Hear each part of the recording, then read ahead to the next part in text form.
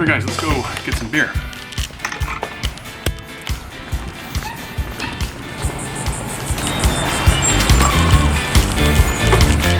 Hello.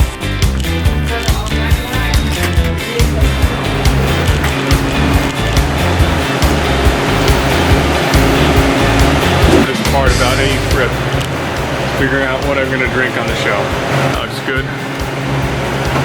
Oh yeah, old reliable. Hey Lisa. Hi Matt. You're filming for a video? Yep. What kind of video? It's a video on human language. Really? Mm-hmm. Oh, I got my bag. You I brought my bag. You are a bag.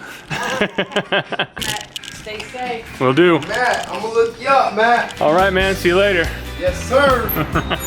So by using this mutually agreed upon stream of sounds coming out of our mouths, we were able to communicate about our day, about our lives, about what we're doing, about why I had a camera pointed to her face. And this is all possible because of the use of language. Now it's hard to conceive of today, but there was a time long ago when we didn't have the convenience of language. At some point along our development as humans, we had a mutation that allowed us to connect strings of nouns, of ideas, of concepts together to form a coherent sentence that didn't take place immediately. That wasn't happening now. Maybe it took place in the future. Maybe we were comparing ideas. All of this is possible through language, something we take for granted every day. Now, let's crack open that beer we just bought. I love learning new languages. Learning how words and meanings change over time, or how different languages express different ideas, and how those ideas influence their culture, their society, the way they view and think about the world is endlessly fascinating to me. But how far can we go back? When and where did human language originate? What exactly is language and how do we define it? Well, my drinking buddies and I certainly love to ask the hard questions. Cheers.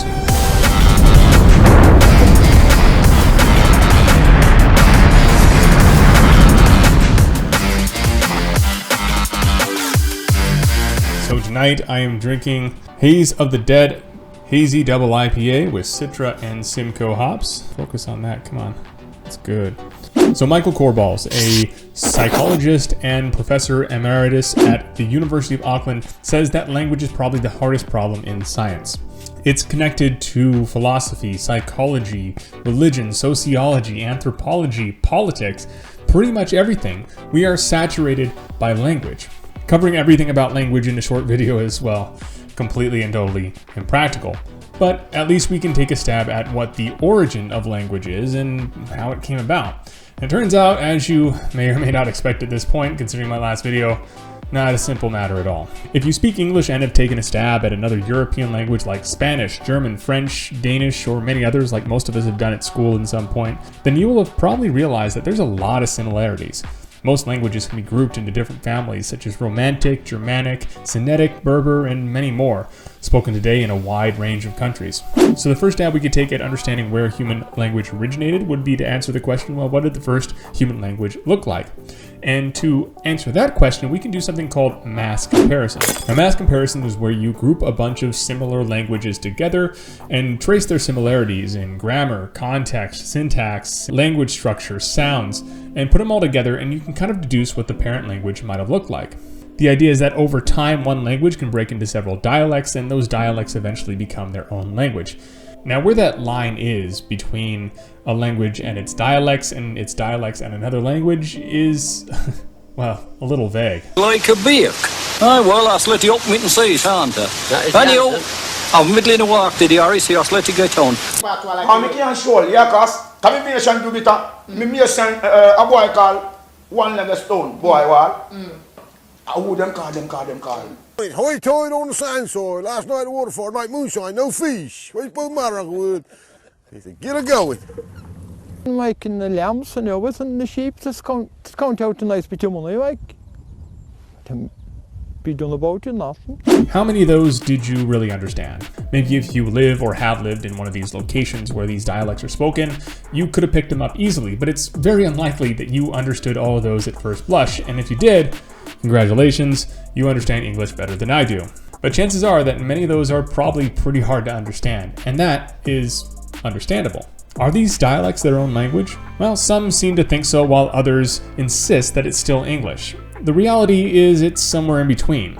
With the internet at our disposal, it's kind of hard to say if and when these dialects will become their own language, but historically languages tend to be distinct for anywhere from a few hundred to a few thousand years, and it's kind of hard to be precise. Well, why is that? On top of the line between dialects and languages being kind of blurred, there are also different factors that play into how a language develops, such as geopolitics or the location and level of isolation of a culture. If you had two groups of people speaking the same language and put one of them on an island with little to no contact with the outside world while the other was invaded by the Romans or the Qing dynasty, then you would have two different languages over a certain period of time. One of them remained relatively isolated and pure, relatively speaking, while the other was influenced by an occupying force, and thus adapted its language to suit the needs of its time and its location. So getting a simple answer to how long a language lasts, or how long it takes for a language to become a dialect to become another language, isn't really simple. It depends on the situation, it depends on geography, it depends on politics and sociology. Now, talking about dialects and languages kind of gets me excited. It's a whole nother topic that I want to talk about maybe some other time, looking at how history influences how languages change. And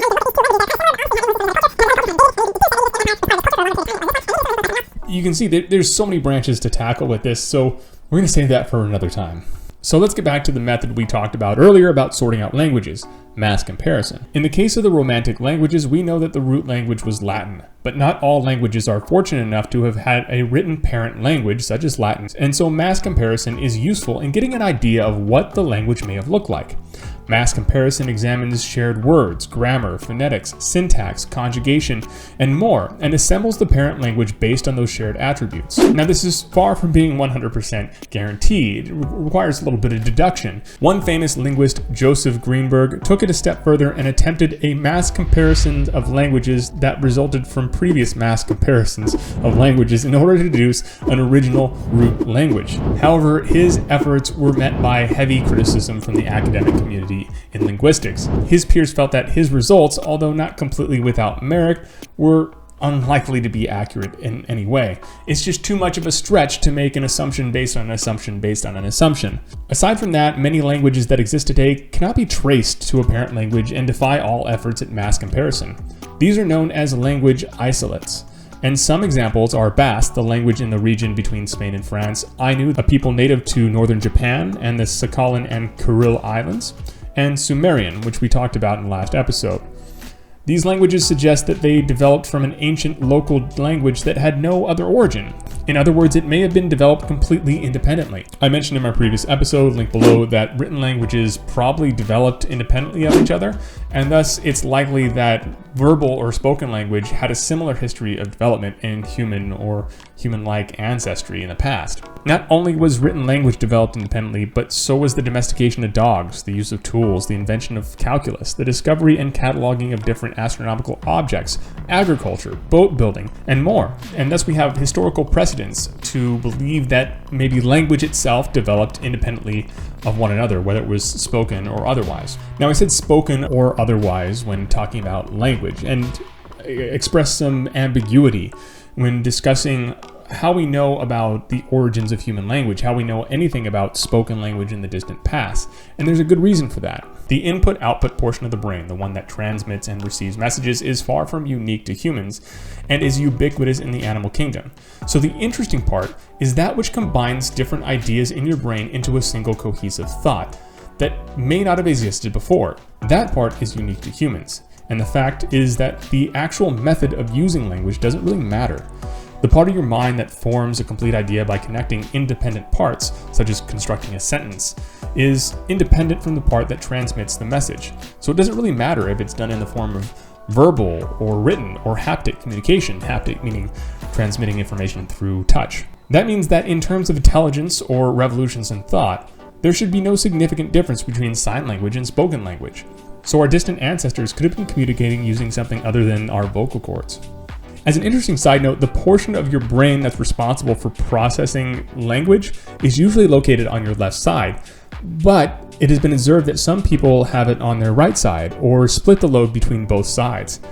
This is another example of neuroplasticity, and it's fascinating to see how the brain can work and adapt to different situations or do things in different ways based on different situations. And I did a whole episode on neuroplasticity, link again below. It's just fascinating how all these topics just keep popping up from one episode to the next. I had no real plans to link all these episodes together, but they just kind of happen that way. It's pretty interesting. Okay, so now we're getting down to the root question. Was there ever a single monolithic language for humans? Well, that seems unlikely. The origin of human language is probably like the origin of anything in human history, a dynamic and complex combination of serendipity and momentary enlightenment, and probably happened several times in several places throughout our history. As for an age, well, it definitely occurred probably more than 20,000 years ago, as we mentioned in the last episode, and probably closer to when the first humans emerged, at the very least, about 150, 200,000 years ago. But it doesn't end there.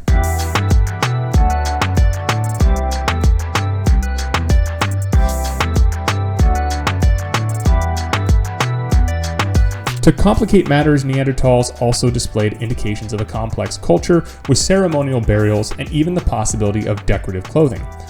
Culture implies communication, which implies language, although none of this is absolutely certain.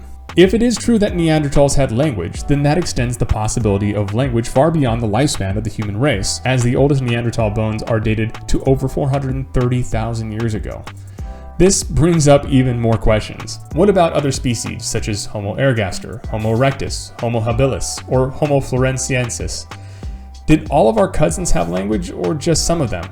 If all of those within the Homo genus had the ability to communicate using language, that means the origins of human language, or at least Homo genus language, could be traced back to as much as 3.9 million years ago. That's certainly possible, but the impression I got while doing this research is that it's unlikely to be like a switch. All of a sudden one day we had language. It's probably something that developed slowly and progressively over time. Certainly there was some point in our time when there was some kind of mutation, something that changed within us, and we passed that mutation on to our children and then spread. And then sometime after that, that became an advantageous mutation to have, the ability to communicate, the ability to use complex structures. And those that could not communicate effectively, well, they didn't understand and they died out just through natural selection. And those that did have the ability to communicate developed that ability to communicate more and more over time. And it reflected in their ability to maintain social relationships. Tighter, more cohesive social groups were more likely to survive than loners that couldn't cope. And so you can see how this would develop over long periods of time, possibly even millions of years. And thus it's likely that the concept of language may have developed more gradually, and like I said, possibly in many places at once. It's difficult, if not impossible, to put a single starting point for human language. But what we can be sure of is that whenever it occurred, it was a significant event. With the advent of human language, our homogeneous ancestors had the ability to coordinate and to plan, to strategize and to theorize. Our distant cousins within our genus have all died out, leaving us as the lone survivors on this planet. Why and how this happened is yet more subject matter for another episode. But today, we are the only species on Earth that we know about that is capable of such a high level of social abstraction and communication. Other animals demonstrate parts of this, or can imitate us to a degree, but what it comes down to is that we, as humans, are now the only species that can describe what we see and tell it as stories to our children, can extrapolate from incomplete data, use mathematics and statistics, and collaborate on projects on a truly monumental scale. Even so, this ability leaves us wanting. Our wonderful ability to use language is still very imprecise, complicated, and often inaccurate. We say one thing, but mean something else. And what we say is misinterpreted and misconstrued. And all of this in an era where communication and the use of language is all around us. It's ubiquitous. It's available at the push of a button, and yet we are failing to communicate effectively. Perhaps we have reached the limit of maybe not our minds, but our ability to communicate what's in our minds. Language, it seems, has a limit. So the big question going forward is, how can we teach ourselves to use language more effectively? How can we make ourselves better understood using the tools that we have? But those are questions for another time. Thanks for watching this episode of Scientific Drinking. My name is Mas, and I'll see you next time. Cheers.